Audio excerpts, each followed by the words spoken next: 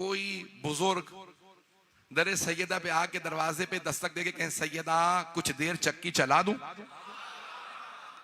तवज्जो, सैयदा कहें सलमान मुझे बावर्ची खाने में जाने दो, जब मैं चली जाऊंगी तो आप आ जाइएगा, चक्की सहन में पड़ी है।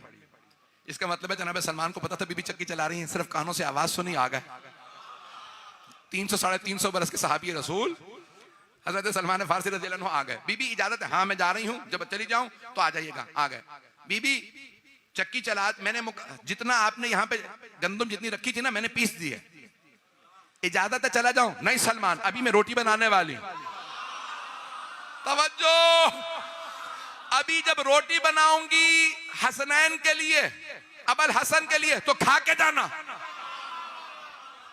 जो सैयदा के हाथ की रोटी खा ले वो मिन्ना अहलल बैत हो जाता।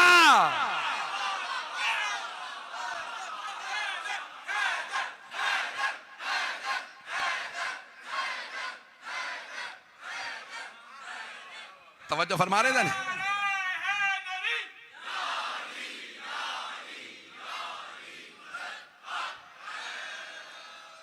तवज्जो फरमा रहे हैं?